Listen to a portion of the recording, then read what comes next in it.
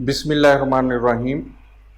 Freshers या फिर professionals उनके लिए एक सबसे बड़ा चैलेंज ये होता है जब वो किसी जॉब के ऊपर अप्लाई करते हैं तो रिज्यूमी हमारा कैसा होना चाहिए, रिज्यूमी किस तरीके से बनाना चाहिए। ख़ास तौर पर जो फ्रेशर्स हैं उनके लिए ये बड़ा चैलेंजिंग होना चाहिए कि हमने किसी जॉब के लिए अप्लाई करना है तो हम किस तरह का रिज्यूमी अपना डिज़ाइन करें, उसका स्ट्रक्चर क्या होगा, उसके अंदर कंटेंट्स क्या होंगे। तो इसी के ऊपर ही आज इस वीडियो के अंदर हम बात करेंगे कि जो फ्रेशर्स के लिए रिज्यूमी किस तरह का होना चाहिए या फिर प्रोफेशनल्स को किस तरह का रिज्यूमी डिज़ाइन करना चाहिए किसी भी जॉब पर अप्लाई करने के लिए। मेरा नाम है फरहान राशिद, CEO डैनेक्सल। ERP का मोर देन 15 ईयर एक्सपीरियंस है।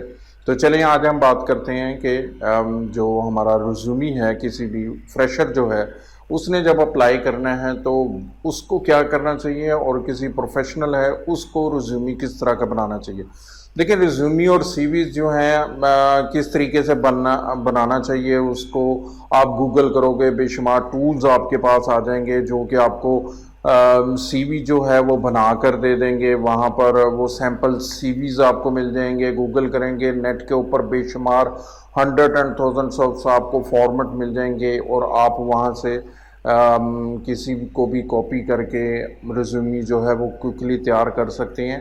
तो मैटर इज़ डैट, लेकिन ये अगर आपने अपना इफेक्टिव रिज्यूमी तैयार करना है तो आपने कहीं से कॉपी करके और कहीं से कोई टूल वगैरह यूज़ करके, टूल्स और कॉपी जो हैं वो आपको एक फॉर्मेटिंग तो प्रोवाइड कर देते हैं लेकिन वो आपको कंटेंट प्रोवाइड नहीं करता। जो रिज्यूमी है वो आपकी फर्स्ट इंट्रोडक्शन होता है किसी भी कंपनी के अंदर जहां पर आप अप्लाई करने के लिए जा रहे हैं। चूँकि मैं एक कंपनी को रन कर रहा हूं बीइंग अ CEO, और CEO के कॉन्टेक्स्ट के उस नज़र के साथ मैं आपके साथ शेयर करूंगा कि किसी भी कैंडिडेट को फ्रेशर है या फिर एक्सपीरियंस है उसको अपना रिज्यूमी किस तरह का रखना चाहिए, किस तरीके से डिज़ाइन करना चाहिए।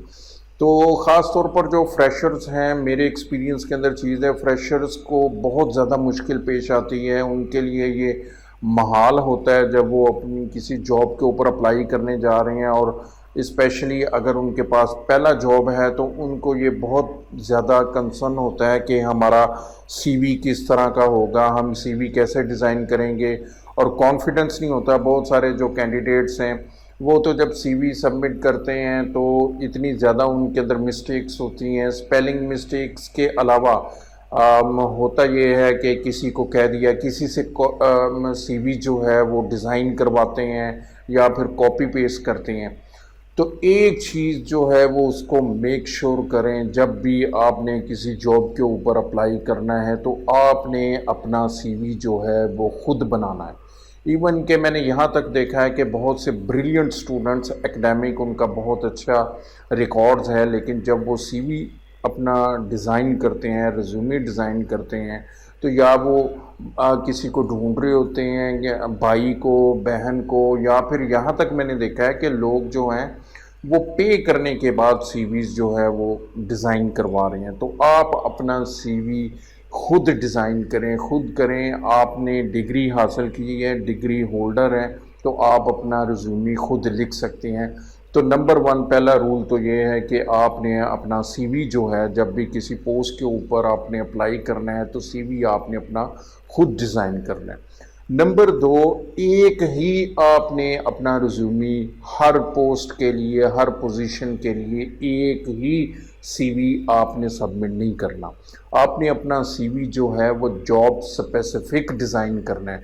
जिस पोजीशन के अंदर, जिस कंपनी के अंदर आप अप्लाई करने जा रहे हो उस कंपनी के हिसाब से और उस पोजीशन के हिसाब से अपने रिज्यूमी को मॉडिफाई करें या फिर प्रिपेयर करें और फिर आप अपना CV सबमिट करें। जिस तरह मैंने बात की है कि CV बहुत इंपॉर्टेंट होता है, ये आपका फर्स्ट इंट्रोडक्शन होता है किसी भी कंपनी के अंदर, और जो रिक्रूटर होता है वो आपके CV को शॉर्ट लिस्ट करता है उन बेसिस के ऊपर जो आपने कंटेंट मेंशन किया होता है उस CV के अंदर। उसके बाद आपको इंटरव्यू के लिए कॉल आती है ये दो आपके एग्ज़ाम्स होते हैं जिनमें से मोस्ट इम्पोर्टेंट पहला एग्ज़ाम होता है कि आपका सीवी जो है वो पास होना चाहिए, रिक्रूटर को उसको शॉर्ट लिस्ट करना चाहिए। तो दूसरी सबसे इम्पोर्टेंट चीज़ है जो कि एक आम कॉमन क्वेश्चन है कि सीवी की जो लेंथ है वो क्या होनी चाहिए। उस लेंथ से पहले जो दूसरा रूल है मेरी नज़र में वो ये है कि एक तो सीवी आपने खुद डिज़ाइन करना है और सीवी आपका रिज्यूमे जो है वो रियल होना चाहिए। रियल मीन्स कि उसके अंदर जो भी कंटेंट्स हैं वो रियल होने चाहिए, वो वेरीफाइएबल होने चाहिए, वो आपके अपने होने चाहिए, वो कहीं से कॉपी पेस्ट और दूसरे बंदे को इम्प्रेस करने के लिए नहीं होने चाहिए। ये अमूमन मैंने देखा है कि जो कैंडिडेट्स होते हैं वो अपने सीवी को इम्प्रेस करने के लिए उसके अंदर अननेसेसरी ये कंटेंट्स जो हैं वो उसके अंदर मेंशन कर देते हैं और अपनी तरफ से वो मेंशन करते हैं कि ये किसी दूसरे को इम्प्रेस करना है। लेकिन एक बात याद रखें जब आप अपना सीवी और रिज्यूमे कहीं पर किसी कंपनी के अंदर पुट करते हैं तो जिसके पास भी जाता है वो आपसे कहीं ज़्यादा एक्सपीरियंस्ड है। वो आपके रिज्यूमे को जब रिक्रूटर देखेगा तो उसको उसी वक्त पता चल जाता है कि आपकी एजुकेशन क्या है, आपके पास क्या स्किल्स हो सकती हैं, क्या ये आपकी अपनी स्किल्स हैं। बहुत हद तक उनको आइडिया हो जाता है रिक्रूटर्स को और पढ़ने वाले को कि ये सिर्फ रिज्यूमे के अंदर कंटेंट मेंशन है या फिर ये वाकई उसके अंदर ये क्वालिटीज़ और ये स्किल्स मौजूद होंगी। तो दूसरा रूल ये है कि आपने अपना सीवी के अंदर जो भी कंटेंट लिखना है वो रेलेवेंट लिखना है और अगर आपके अंदर मल्टीपल पोजीशंस की तरफ जा रहे हैं तो आप जॉब के हिसाब से जब भी रिज्यूमे बनाएंगे तो सिर्फ रेलिवेंट कंटेंट उसके अंदर मेंशन करेंगे। ये नहीं है कि आप मल्टीपल डोमेन्स के अंदर तो या मल्टीपल जॉब्स पोजीशंस के अंदर अप्लाई कर रहे हैं लेकिन आपका रिज्यूमे सेम है। अच्छा, सबसे पहले अगर हम स्ट्रक्चर की बात करें, नंबर 3 जो स्ट्रक्चर है रिज्यूमे का वो किस तरीके से होना चाहिए। तो सबसे पहले तो आपने अपना इंट्रोडक्शन जो है रिज्यूमे जब आपका जाना है तो वहाँ पर बोल्ड वर्ड्स के अंदर और हाईलाइटेड आपके यहाँ जो इंट्रोडक्शन होना चाहिए, आपका नेम होना चाहिए, आपका ड्रेस होना चाहिए, आपकी कांटेक्ट डिटेल होनी चाहिए कि अगर रिक्रूटर ने आपको देखा है और वहाँ पर उसने कांटेक्ट करना है तो इजीली फाइंडेबल हो कि वो आपको कांटेक्ट करे, जी उसको ढूंढना ना पड़े। आपने वहाँ पर मेंशन करना है, ये माइंड के अंदर रखे कि उसको फ़ौरन मेरे कांटेक्ट की डिटेल का पता चले, उसको ढूंढना पड़े। अगर उसको ढूंढना पड़ा तो चांसेस है कि वो आपका रिज्यूमे जो है वो सिर्फ इस वजह से उसको ड्रॉप कर दे कि उसको आपकी कांटेक्ट डिटेल जो है वो वहाँ पर नहीं मिली। तो कांटेक्ट डिटेल्स प्रोवाइड करें और ख़ास तौर पर जो फीमेल्स हैं, समटाइम्स बहुत सारी फीमेल्स जो हैं वो वहाँ पर जो कॉन्टैक्ट नंबर है वो अपने किसी फादर का या फिर किसी सिबलिंग का मेंशन कर देते हैं ड्यू टू हमारे माशरे के अंदर कोई इनसिक्योरिटी की वजह से इस तरह की भी। लेकिन मेरी ये रिकमेंडेशन है कि आप वहाँ पर सिर्फ़ और सिर्फ अपना कॉन्टैक्ट नंबर मेंशन करें ताकि रिक्रूटर या फिर कंपनी जब भी कांटेक्ट करे तो वो डायरेक्टली आप हों, कोई और शख्स फ़ोन अटेंड ना करे और वो आपको रेफ़र करे, जी अच्छा ठीक है 1 सेकंड के लिए 1 मिनट के लिए होल्ड कीजिएगा, मैं अपनी बेटी को, अपने बहन को या फिर अपने भाई को कॉल करता हूं। तो ऐसा बिल्कुल नहीं होना चाहिए। डायरेक्टली जो भी बंदा कॉल कर रहा है तो उसको पता होना चाहिए जिसको मैं कॉल कर रहा हूं उसी को ही कॉन्टैक्ट के अंदर जाना चाहिए। अच्छा, उसके बाद सबसे सीवी के ऊपर इम्पोर्टेंट थिंग है जो कि बिल्कुल एक्सपीरियंस लोग जो हैं वो भी इसको स्किप कर देते हैं। फ्रेशर्स के लिए भी ज़रूरी है, इक्वली ज़रूरी है फ्रेशर्स के लिए और जो एक्सपीरियंस लोग हैं उनके लिए, वो है आपकी स्टेटमेंट, आपके कैरियर ऑब्जेक्टिव स्टेटमेंट जो है वो आपने फ्यू लाइंस की, 2, 3, 4 लाइंस की, बहुत ज़्यादा लंबी नहीं, 2, 3, 4 लाइंस का आपने कैरियर ऑब्जेक्टिव मेंशन करना है कि बेसिकली कोई भी कंपनी जो है, और उसको बहुत आसान वर्ड्स के अंदर मैं ये रिकमेंड करूँगा कि अगर आपकी इंग्लिश बहुत ज़्यादा हाई नहीं है और वहाँ पर आप हेजिटेट कर रहे हो जी कि मैं ये लाइंस जो है वो कैसे लिखूँ, तो मेरी रिकमेंडेशन ये है कि अगर आप किसी को सीवी लिखने के लिए बोलेंगे तो वो सीवी तो लिख देगा, लेकिन उसको एग्जैक्टली वो एक्सप्लेन नहीं कर पाएगा कि बेसिकली आपका कैरियर ऑब्जेक्टिव क्या है। तो आपने खुद कैरियर ऑब्जेक्टिव को लिखना है और अब बिल्कुल सादा सी लैंग्वेज के अंदर उसको ड्रॉ करें और उसको राइट करें और 5 मिनट के लिए खामोशी के साथ अपने ब्रेनस्टॉर्मिंग करें और अपने आप को रिकग्नाइज करें कि who you are, who am I. अपने आप को आइडेंटिफाई करने की कोशिश करें कि ये फ्रेशर हूँ, ये मैंने डिग्री ली है। अब उस डिग्री के बाद why I want to start my career, why I want to get this job. तो अपने माइंड के अंदर करें और कैरियर आप क्या करना चाहते हैं, लाइफ के अंदर क्या करना चाहते हैं, उसके ऊपर फोकस करें। और फिर उसके बाद उस पोजीशन से रेलिवेंट, उस कंपनी से रेलिवेंट आप अपनी जो स्टेटमेंट है कैरियर ऑब्जेक्टिव की, उसको ज़रूर रिलेट करें। तो वो पढ़ने वाले के लिए बहुत इम्प्रेसिव आपकी एक स्टेटमेंट होगी। वहाँ पर मेंशन करें कि फॉर एग्जांपल आईटी के अंदर आप सॉफ्टवेयर डेवलपमेंट के अंदर आप मेंशन कर रहे हैं, तो आपको बहुत सारी स्टेटमेंट्स आप ढूंढ भी सकते हैं रेलेवेंट। गूगल करेंगे बहुत सारी रेलेवेंट्स आ जाएंगी। तो वहाँ पर मेंशन करें कि मैं अपना जो कैरियर है, गोल है, पाथ है, वो सॉफ्टवेयर इंजीनियर या software developer, as a software developer उसको ग्रो करना चाहता हूँ। और मैं ये चाहता हूँ कि मेरी जो स्किल्स हैं मैं उनको यूटिलाइज कर सकूँ कंपनी की ग्रोथ के लिए, कंपनी को ग्रो करने के लिए मैं यूज़ करूं। तो इस तरह की स्टेटमेंट, उसके अंदर दो चीज़ें होनी चाहिए। एक आपका ऑब्जेक्टिव होना चाहिए कि आपका कैरियर का ऑब्जेक्टिव क्या है, और दूसरा उस ऑब्जेक्टिव से आप किसी भी कंपनी को जहां पर आप अप्लाई कर रहे हैं उसको क्या बेनिफिट देंगे। तो 100% आपके सीवी के ऊपर रिप्लाई आएगा, चाहे वो कितना ही सिंपल क्यों ना हो। तो आई एम श्योर कि आपको रिप्लाई ज़रूर ज़रूर ज़रूर आएगा। अच्छा, उसके बाद इसी का ही अगला जो रूल है वो ये है कि आपने जब अपना अगर तो एक्सपीरियंस है तो अब आपने एकेडमिक डिटेल्स लिखनी है। फ्रेशर ने एकेडमिक डिटेल्स लिखनी है, लेकिन अगर एक्सपीरियंस्ड हैं, प्रोफेशनल हैं, तो वो एकेडमिक को नीचे रखेंगे, पहले अपनी प्रोफेशनल डिटेल्स देंगे।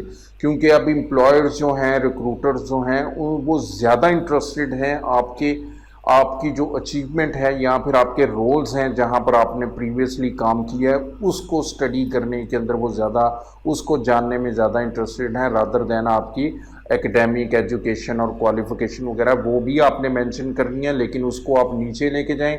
एक्सपीरियंस जो है, अपने प्रोफेशनल एक्सपीरियंस जो है उनको ऊपर रखें। उसके बाद जब आपने अपना प्रोफेशनल एक्सपीरियंस जो है वो उसको एक्सप्लेन करना है, उसको हाईलाइट करना है, तो लंबे लंबे आपने पैराग्राफ नहीं लिखने। ऐसा आपने नहीं लिखना कि जी कि मैं कोई बहुत ज़्यादा वहाँ पर पेज के ऊपर चीज़ें मेंशन करूँगा तो वो रिक्रूटर के लिए बहुत ज़्यादा इम्प्रेसिव होंगी।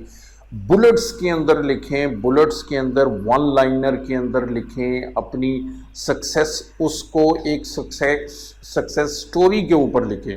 और मेरी रिकमेंडेशन ये है कि आप वहाँ पर लंबी चौड़ी अपनी रिस्पॉन्सिबिलिटीज़ मेंशन ना करनी शुरू कर दें अपने एक्सपीरियंस के अंदर कि ये मैंने ये भी किया, मैंने ये भी किया, मैंने ये भी किया, मैंने ये भी किया। अगर वहाँ पर आप मेंशन करो रेलेवेंट आपकी अचीवमेंट जो है वो मेंशन करो। अब उसके अंदर क्या चीज़ें मेंशन करनी है, आप वहाँ पर अपनी एक्सपर्टीज़ मेंशन करो और अपनी नॉलेज मेंशन करो। एक चीज़ आप मेंशन करो जी कि मुझे ये एक्सपर्टीज़ मैंने गेन की ड्यूरिंग दिस जॉब, और ये मैंने नॉलेज गेन किया एट दैट पोजीशन जो प्रीवियस मेरी पोजीशन थी। और फिर ये जो आपका एक्सपीरियंस है ये रिलेट करना चाहिए आपकी जो करंट आप पोजीशन के ऊपर अप्लाई करने जा रहे हो। फॉर एग्जांपल आप अकाउंट एग्जीक्यूटिव की पोस्ट के लिए अप्लाई करने जा रहे हो, और उसके अंदर एक बहुत इंपॉर्टेंट चीज़ है कि थोड़ी सी आप जॉब पोजीशन की जो डिस्क्रिप्शंस हैं उसको ज़रूर पढ़ें। उसके अंदर देखें कोई की लाइनर आपको मिलेगी, कोई रिक्वायरमेंट आपको कंपनी की जो की रिक्वायरमेंट है उसको ज़रूर हाईलाइट करें।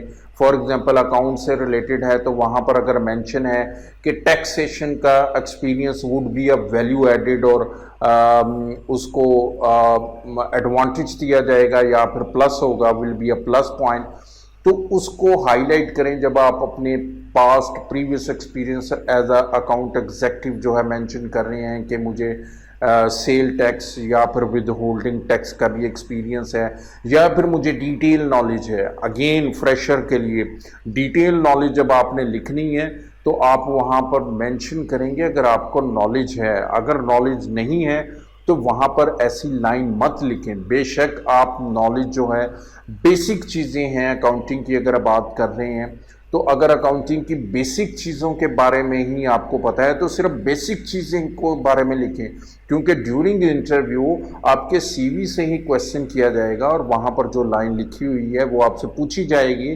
तो अगर आपको वो नहीं पता तो वो आपके लिए बहुत बैड इंप्रेशन होगा और इंटरव्यू लेने वाले को ये कंफर्म हो जाएगा कि ये रिज्यूमी जो मेरे पास आया ये इम्प्रेसिव तो है लेकिन इसके अंदर जो भी कंटेंट्स हैं वो आपसे रिलेट नहीं करते। तो इसलिए फॉर एग्जांपल अगर फ्रेशर हैं और आपको सिर्फ डेबिट क्रेडिट का पता है तो आप उसको डिटेल के साथ मेंशन करें कि मुझे बहुत ज़्यादा नॉलेज मैंने गेन किया और मुझे ग्रिप है, डेबिट क्रेडिट की कंप्लीट अंडरस्टैंडिंग है, इस तरह की वन लाइन के अंदर। और अगेन डिटेल मेंशन नहीं करनी, बुलेट्स के अंदर वन लाइन के अंदर आप सिर्फ मेंशन करेंगे। उसके बाद अपनी एकेडमिक जो डिटेल्स हैं वो मेंशन करें, कोई सर्टिफिकेशंस हैं उनको मेंशन करें और उसके बाद कोई अवार्ड्स या फिर अचीवमेंट्स हैं लास्ट सेक्शन उसके ऊपर मेंशन करें। अब सीवी का साइज़ आपका क्या होना चाहिए? फ्रेशर जो हैं फ्रेशर के लिए तो एक पेज का जो रिज्यूमी है वो इनफ है, बहुत ज़्यादा डिटेल में ज़रूरी नहीं है कि फ्रेशर है जी कि मेरा 2 पेज का रिज्यूमी होना चाहिए। नहीं, आप 1 पेज का फ्रेशर सिर्फ लिखें, रिज्यूमी बनाएं, जितना भी बनाएं उसके अंदर फ्रेशर के लिए जो कैरियर स्टेटमेंट है, कैरियर ऑब्जेक्टिव है वो बहुत इम्पोर्टेंट है। और उसके बाद जो फ्रेशर है वो एक्सपीरियंस की जगह पर अपनी ड्यूरिंग स्टडी जो है उसने जो प्रोजेक्ट्स किए हैं, जो असाइनमेंट्स किए हैं उनकी डिटेल मेंशन करें। फॉर एग्जांपल आईटी के या सॉफ्टवेयर डेवलपमेंट से रिलेटेड हैं तो एनुअल जो प्रोजेक्ट्स हैं या फिर सेमेस्टर प्रोजेक्ट्स हैं वो मेंशन करें और उसके अंदर हाईलाइट करें अपने रोल्स एंड पोजीशंस के ऊपर जो आपने काम किया और एक्सपीरियंस के ऊपर जो आपने गेन किया। फॉर एग्जांपल अगर आपने मोबाइल एप्लीकेशन डेवलप की है तो वहाँ पर मेंशन करें कि मोबाइल एप्लीकेशन के अंदर मैंने being a mobile application coder, या फिर अगर आपने डॉक्यूमेंटेशन की है तो मैंने डॉक्यूमेंटेशन की है और उसके ऊपर मैंने लर्न क्या किया है, अचीव क्या किया है। तो टू दी पॉइंट मेंशन करें। सिर्फ ये काफ़ी नहीं है कि प्रोजेक्ट के अंदर आप मेंशन कर दें जी कि मोबाइल एप्लीकेशन, तो मोबाइल एप्लीकेशन आपने मेंशन कर दिया लेकिन आपने 1 लाइनर या 2 लाइनर के अंदर उसकी डिटेल मेंशन नहीं की कि मैंने वो मोबाइल एप्लीकेशन के अंदर क्या चीज़ डेवलप की थी। अगर आप मोबाइल एप्लीकेशन डेवलपर के पोजीशन के ऊपर अपना रिज्यूमे सबमिट कर रहे हैं तो जो रिक्रूटर है वो मोर इंटरेस्टेड है उसके अंदर, उस जानने के अंदर कि जो आपने एप्लीकेशन डेवलप की है उसके अंदर उसको भी पता है कि स्टूडेंट लेवल के ऊपर आपने इंडिविजुअली काम किया है तो क्या काम किया होगा, लेकिन अगर आपने ग्रुप के साथ काम किया है तो डेफिनेटली उसमें आपका एक सिलेक्टिव रोल होगा जो कि आपने एक उस ग्रुप के अंदर रहते हुए काम किया होगा। तो टू दी पॉइंट वो ज़रूर मेंशन करें। तो ये कंप्लीट डिटेल थी फ्रेशर की और प्रोफेशनल की। ये अपने एक्सपीरियंस के साथ मैंने बीइंग अ रिक्रूटर और being a owner of the company में मेरी सजेशंस और एडवाइजेस हैं कि अपने रिज्यूमी को इस तरीके से डिज़ाइन करें। उसके बाद रिज्यूमी का साइज़ क्या होना चाहिए? जितना मर्जी प्रोफेशनल है, 15 साल का एक्सपीरियंस है, 20 साल का एक्सपीरियंस है उसका, तो मेरी रिकमेंडेशन ये है कि 2 पेजेस से ज़्यादा कभी आपका रिज्यूमे नहीं होना चाहिए। रिक्रूटर के पास इतना टाइम नहीं है कि वो आपकी आपके जो रिज्यूमी है उसके 4, 5, 6 पेजेस को बैठकर स्टडी करता रहे। अगर वो इंटरेस्टेड है आप डिटेल जानने के लिए, तो वो आपको इंटरव्यू के लिए कॉल करेगा और इंटरव्यू के अंदर वो आपसे डिटेल जो है वो डिस्कशन करेगा। तो आपके पास बहुत ज़्यादा एक्सपीरियंस है, 10 साल का, 15 साल का, 20 साल का, तो उसके अंदर सिर्फ अपनी सक्सेस उसको सक्सेस स्टोरी बनाते हुए, अपने रिज्यूमी को एक सक्सेस स्टोरी बनाते हुए मेंशन करें। वहाँ पर डिटेल बहुत ज़्यादा मेंशन ना करें कि मैं ये काम भी कर रहा था, मैं ये काम भी कर रहा था, मैं ये काम भी कर रहा है। रिक्रूटर जो है वो हो सकता है कि आपकी बहुत सारी डिटेल्स के वहाँ पर मेंशन होने की वजह से वो कंफ्यूज हो जाए। अगर उसकी रिक्वायरमेंट एक चीज़ की रिक्वायरमेंट है और आपने वहाँ पर 15 चीज़ें लिख दी हैं, तो वो उसको प्रेफर करेगा जिसने रेलेवेंट एक पॉइंट को हाईलाइट की है। तो इस एडवाइस को लाजमी कंसीडर करें। अब लास्टली जो है कि रिज्यूमी का फॉर्मेट कैसा होना चाहिए। मेरे पास अगर 10-15 रिज्यूमी आती हैं तो बहुत से लोग, स्पेशली फ्रेशर जो हैं, वो बहुत एक्सपेरिमेंट करने की कोशिश करते हैं। बैकग्राउंड्स लगा देते हैं, येलो कलर डाल देते हैं, ब्लैक कलर डाल देते हैं। फ्रैंकली मुझे आज तक समझ नहीं आई कि ये जो कलर्स डालते हैं कैंडिडेट और फ्रेशर जो हैं, ये कलर्स किस लिए डालते हैं, ये उसकी मुझे आज तक समझ नहीं आई। इवन कि मेरे पास एक रिज्यूमी आया है और मैंने देखा है कि मल्टीपल रिज्यूमीज मेरे पास सिमिलर काइंड के रिसीव हुए हैं, तो वो शायद रोजी.पी के अलावा करता है या फिर इंडीड करता है कि वो ऑटोमेटिकली आपका रिज्यूमी वहाँ पर फॉर्मेटिंग है। तो वो बैकग्राउंड्स हैं। अब बैकग्राउंड्स के ऊपर डिफरेंट किस्म के जो आइकॉन्स हैं वो डिस्प्ले हैं और बिल्कुल ब्लर नहीं है, थोड़े से विजिबल है। तो मैं अपना एक्सपीरियंस बता रहा हूँ। मैंने एक रिज्यूमे सिर्फ इसलिए रिजेक्ट कर दिया, मुझे पढ़ने में दुश्वारी हो रही थी। मुझे वो इवन के ओवरलैपिंग, वो आइकॉन जो है वो ओवरलैपिंग कर रहा था। तो किसी किस्म की बैकग्राउंड यूज़ करने की ज़रूरत नहीं है, कोई कलर आपने यूज़ नहीं करना। सिंपल वाइट शीट के ऊपर सिंपल ब्लैक कलर के अंदर लिखा हुआ आपका प्रिंट आउट होना चाहिए। रिक्रूटर जो है जिसने आपको हायर करना है, वो उसने आपके कलर कॉम्बिनेशन के एस्थेटिक्स नहीं देखने। हाँ, ग्राफिक आप किसी ग्राफिक डिज़ाइनर के लिए या क्रिएटिव किसी जॉब के लिए अप्लाई कर रही हो, तो मेरी तो रिकमेंडेशन है कि वहाँ पर भी सीवी डिज़ाइन करने की ज़रूरत नहीं है, क्योंकि जो कंपनी है उसने आपसे वो क्रिएटिव रिज्यूमेस डिज़ाइन नहीं करवाने। अगर उसने आपसे ग्राफिक डिज़ाइनिंग का काम करवाना है, उस ब्रोशर्स वगैरह डिज़ाइन करवाने हैं, तो ब्रोशर का रिज्यूमी के साथ कोई रिलेशन नहीं है।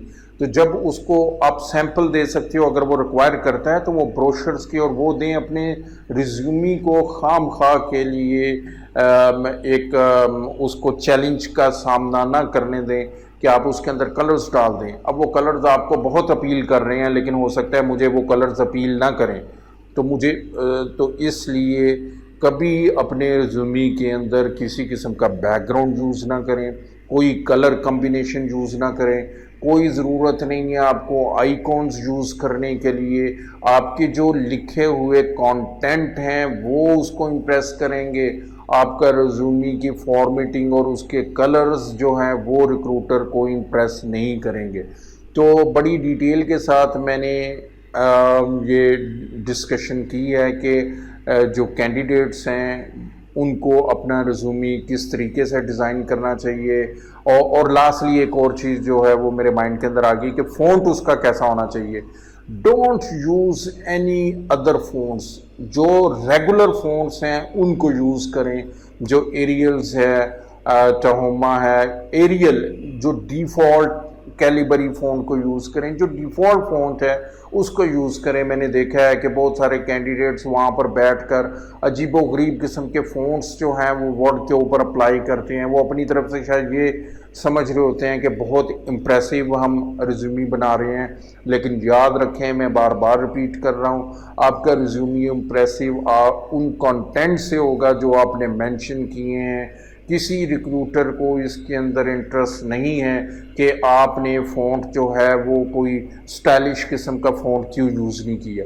सिंपल फ़ॉन्ट यूज़ करें, जो कि रिक्रूटर के लिए बहुत ज़्यादा रीडेबल फॉर्म के अंदर हो, और उसका जो फ़ॉन्ट रखना है वो भी आपने नॉर्मल उसका फ़ॉन्ट रखें। बाय डिफ़ॉल्ट एमएस वर्ड के अंदर आई गेस 11 होता है, आप उसको 11 ही रहने दें। बहुत ज़्यादा आपने उसको बड़ा भी नहीं करना कि आपका जो कंटेंट्स हैं वो नेक्स्ट पेजेस के ऊपर जाने स्टार्ट हो जाएं, या फिर आपने उसको इतना छोटा नहीं करना कि जो रिक्रूटर है, जो शॉर्ट लिस्ट आपका रिज्यूमी कर रहा है, उसको आपके सीवी को पढ़ने के लिए कुछ करना पड़े।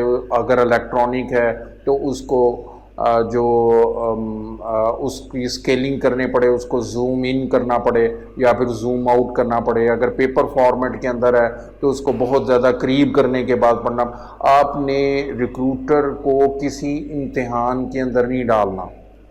उसके लिए वो रिज्यूमी जो है, जो बहुत ही सिंपल है और बहुत रीडेबल फॉर्म में है, वो ज़्यादा इम्पोर्टेंट है रादर दैन एक ऐसा रिज्यूमी जहाँ पर उसको ऊपर नीचे कुछ चीज़ें पढ़नी पड़ रही हैं और कुछ चीज़ें रीडेबल नहीं है, उसको थोड़ा ज़ोर लगाना पड़ रहा है। तो ये आज का था जी वीडियो। उम्मीद है आपको वीडियो पसंद आई होगी, और बड़ी डिटेल के साथ मैंने आपको इसके अंदर मेंशन किया कि रिज्यूमी किस तरीके का होना चाहिए। नेक्स्ट वीडियोस के अंदर इंटरव्यू पर भी मैं बात करूंगा कि इंटरव्यू किस तरीके से प्रिपेयर करना चाहिए और कैसे इंटरव्यू देना चाहिए। वीडियो पसंद आई हो तो ज़रूर लाइक कीजिएगा और चैनल को भी सब्सक्राइब कीजिएगा। अपना ख्याल रखिएगा। Thank you very much.